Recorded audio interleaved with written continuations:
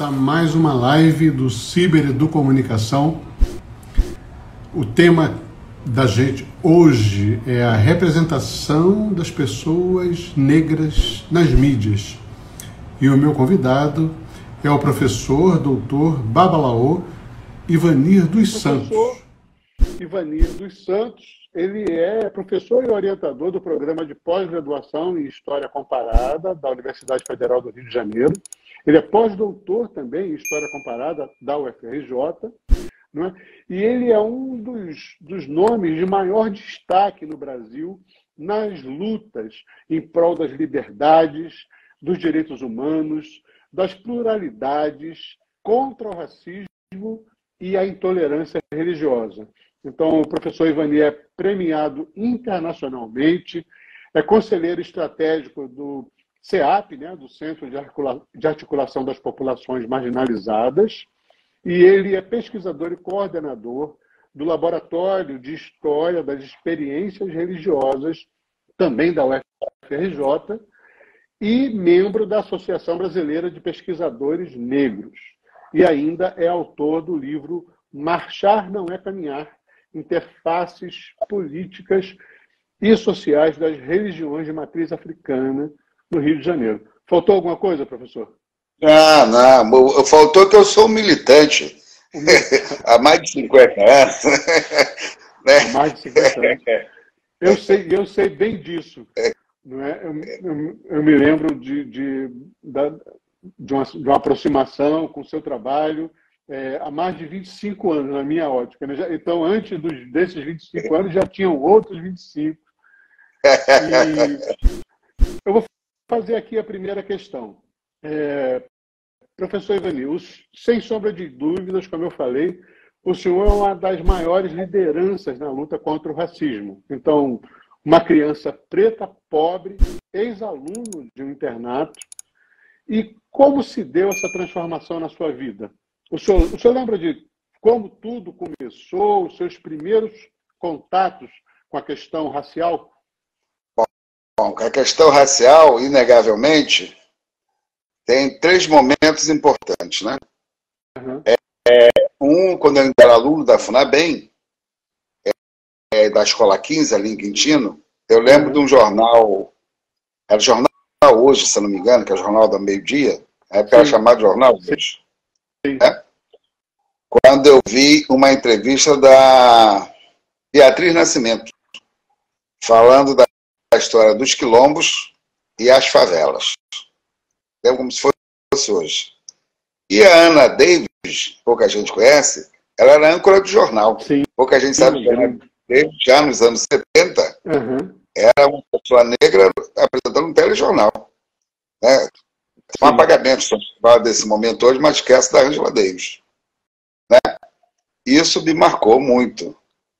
E um outro episódio que me marcou na adolescência ali, né, que já era adolescente, é a novela Cabana do Pai Tomás. Certo. Onde se pintou o Sérgio Cardoso de preto. Que era o Pai Tomás era um homem branco pintado de preto. Né?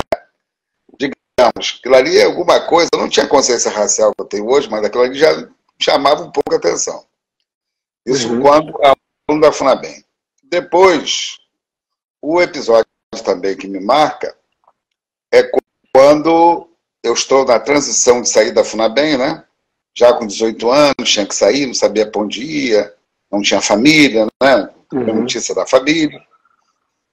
E 2 momentos são importantes aí, ligado a esse, é quando o Buda, que era um ex-aluno, Xandão, que era um ex-aluno, que esses tinham família, saía no final de semana. Eu não podia sair porque eu não tinha família. Mas só podia sair do domingo, o final de semana, talvez, né? Em algum momento. Eles então começam, mas como já estou na transição de ser desligado, eu podia sair. E aí, como ele fala, me levam no baile Black Power. Então, Grape de Padre Miguel, Grape de Tiana Penha também, né? Muito interessante isso, né? Com eles eu vou no baile Black Power, um montão de negro, Black Power, aquela época do cabelão, sapato cavalo de aço, cavalo de aço, calça bocassino e camisa Sim. cacharel. Sim, eu tinha tudo isso, professor. Eu também aí já estava ali me adequando um pouco, já estava desligado, um pouco saindo, né?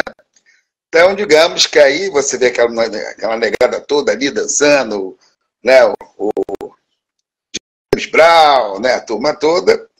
E também o Michael Jackson já mexia um pouco, né? Em 72, ali, antes de eu sair, né? As músicas do Michael Jackson nos mexiam com as chamadas músicas negras, né? Chamada Soul já mexia com a gente aqui. Uhum. Depois, um outro momento, quando eu já estou mesmo desligado, o Jorge Carlos, que foi um ex-aluno da FUNABEM comigo, e foi de uma outra escola, muito já mais cedo, antes da escola 15, ele foi do Candário Gonçalves, São Geraldo, né? Ele ficou comigo, que era padre Anchieta antes, depois de São Geraldo. Ele estava envolvido no IPCN. Então ele me leva um dia para assistir o Medeiros, Carlos Alberto Medeiros, no MAN, passava os slides sobre o passado africano. Né? E aí eu fui lá assistir o Medeiros. Vocês sempre brincam com isso, né? Medeiros não tinha intimidade com ele. Né? Eu era um ex-aluno da FUNABEM, saindo do internato, sem saber o que ia fazer da vida. Então foram os passos importantes. Mas o mais importante de tudo isso é quando eu, em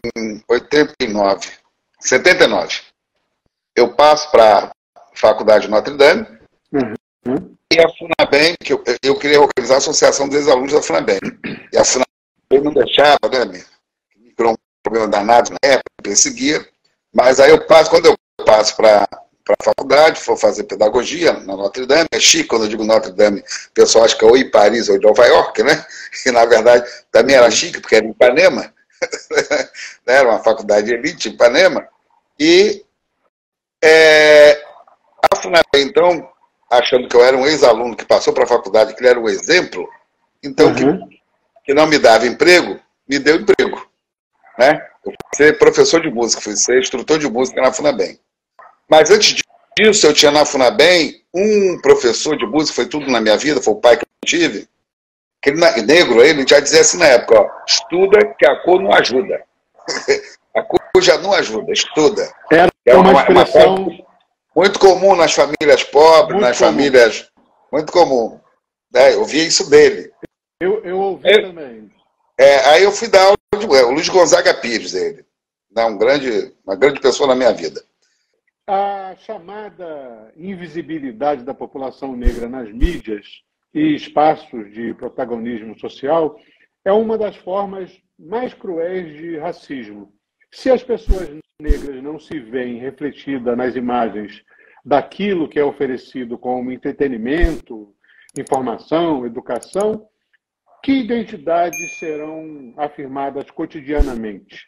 O senhor acha que essa invisibilidade vem diminuindo nos últimos anos? Bom, primeiro eu quero lembrar que uma das primeiras pessoas que levantou esse debate, na virada dos anos 70, né, para 80, foi o Januário Garcia. O Januário era um grande fotógrafo, né, trabalhava fazendo capa de disco, e eu lembro como se fosse hoje, nos anos 70, ali, início talvez dos 80, final de 70, Januário, na Associação Brasileira de Propaganda, na Zona Sul, Januário organizou um debate para falar sobre isso. Então são grandes momentos importantes, que era a imagem do negro na publicidade, que não existia. Sim. Parece que nós não escovávamos os dentes, que as nossas mulheres não usavam absorventes, nossas crianças não usavam fralda, parece que era isso. Então Januário já fazia esse debate. E também, na história por que eu botei a questão da cabana do Pai Tomate? Que ele foi um marco. Porque a partir dali, o Milton Gonçalves, o Pitanga, Jorge Coutinho, Ruth de Souza, alguns artistas que estavam na novela como escravos, né, fizeram uma crítica. Fizeram uma crítica com relação ao Sérgio Cardoso Secretário. E quem assumiu a liderança dessa crítica foi o Pitanga. Por isso ele foi proibido de trabalhar na Globo durante muito tempo. o Antônio Pitanga. E é interessante que depois dessa crítica ela cresceu, e aí você teve numa novela posterior justamente o Milton Gonçalves como psicólogo da Débora Duarte. numa novela posterior depois, né? Mas não tinha família. É a primeira vez que aparece um negro num papel de classe média, né? Sem família. Que ano, mais ou menos, o senhor lembra? Isso é nos anos... Ainda foi no meados dos anos 80. Porque acabando o Quarto Mar foi em 60, então no meados dos anos 80. Né?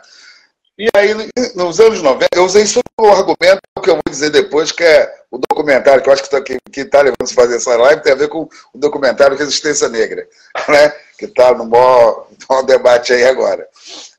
Aí, isso tudo eu usei como argumento, né?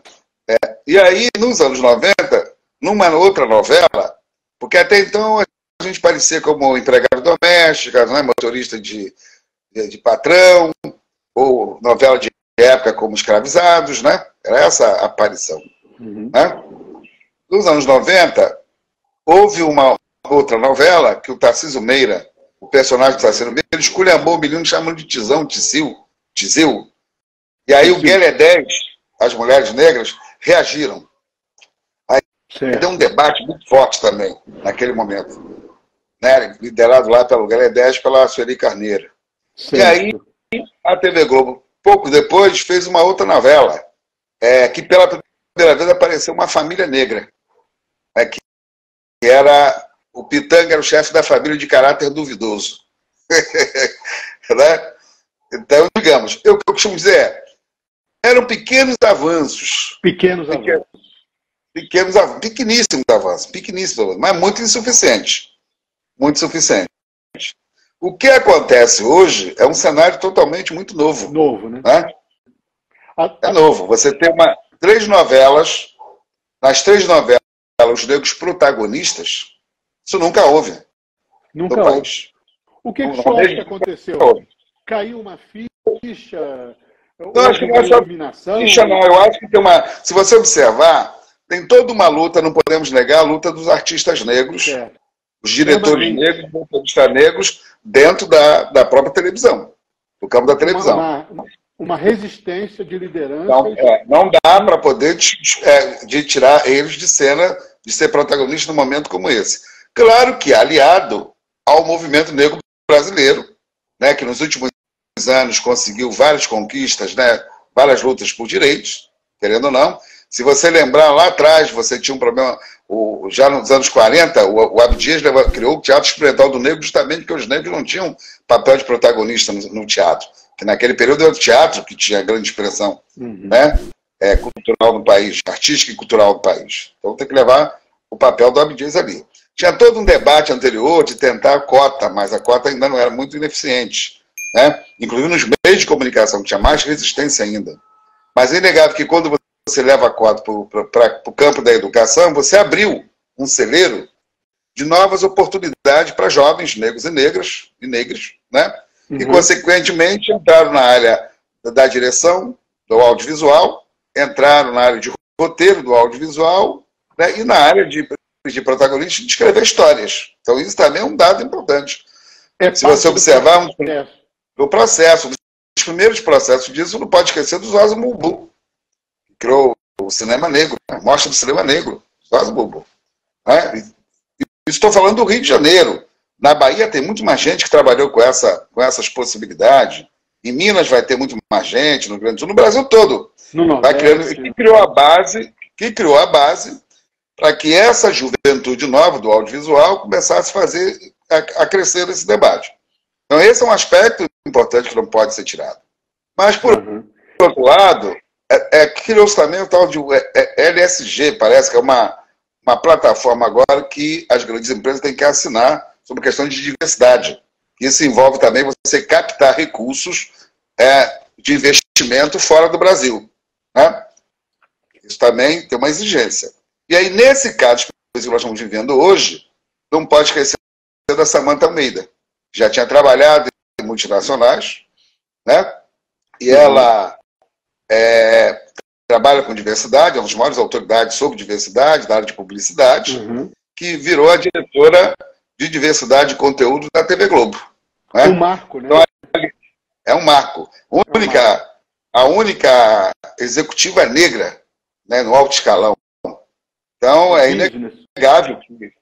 E jovem, né? Então ela, como já vem nesse processo, né, ela agora acabou de presidir o Festival de Cannes, né, na questão de publicidade, os maiores festivais do mundo. Então, a Samantha, é inegável que ela, aliada a todas essas questões, né, e a esfera interna ali, acabou criando, eu digo para você, uma revolução hoje, do ponto de vista da teledramaturgia no país, querendo ou não, nesse momento, né?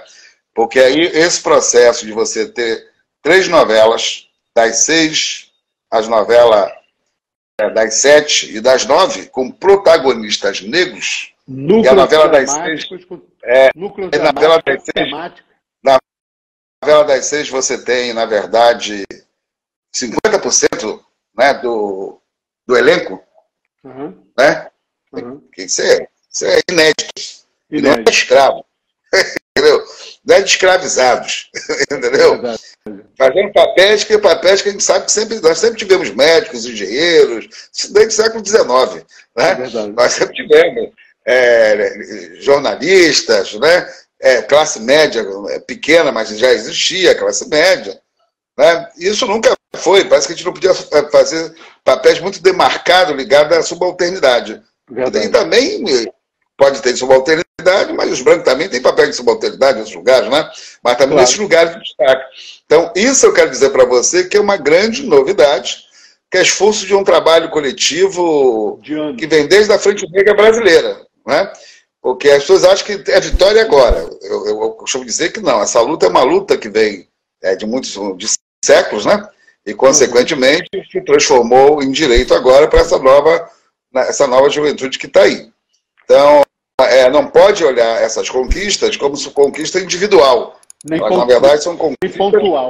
Bem pontual. Coletivo. E agora nós temos que consolidar isso, né? Que isso fique. Que não seja uma moda, né? Tanto que o grande trabalho agora é que essa questão fique.